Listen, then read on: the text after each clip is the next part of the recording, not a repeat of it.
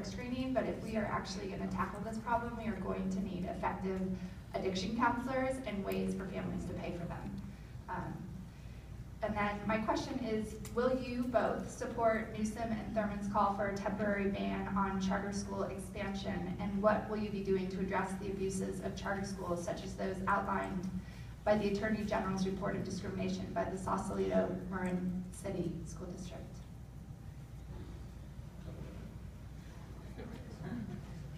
So I think on the issue of drug addiction counselors, number one, I think that we need to enhance the number of slots, whether it's a day reporting program or a live-in that we have across California, number one.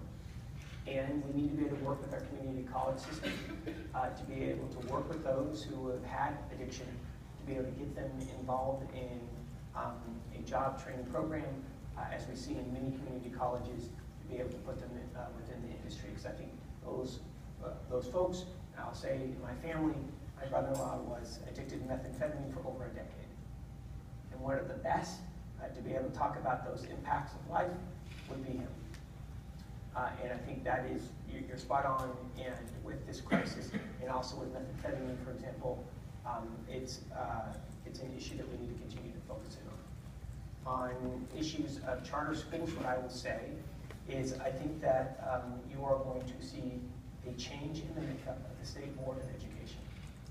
The current State Board of Education that has been mostly appointed by Governor Brown, he has the sway, has been more focused on being friendly with charter schools.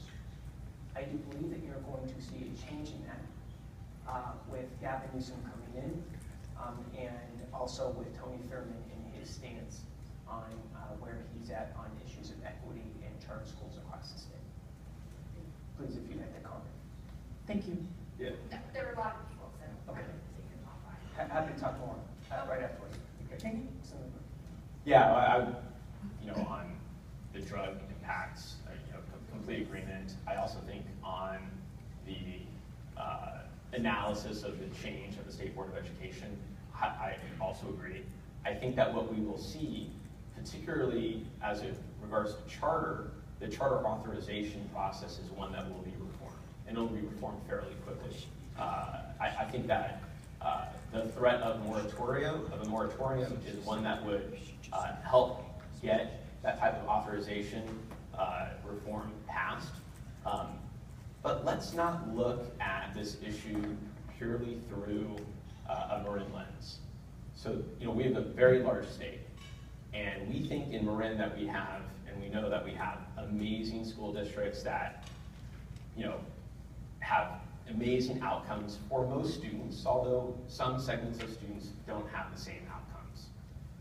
But if we look statewide, that is not the same. And many students struggle, and many school districts struggle, and many schools struggle. And we think of charter schools, I don't think that we actually thought much about charter schools until recently, but a perspective is charter schools are for those districts where schools are a dead end and that kids don't have any other alternative. And if we look at the bigger picture about the state of California and how those schools have been a place where educational aspirations go to die, but that charter schools were an outlet for better outcomes, that we understand a little bit more about why those schools were effective and are used in many parts of the state. It's hard for us to recognize that in a county where we expect students to all achieve well and all the school districts do much better than the state average.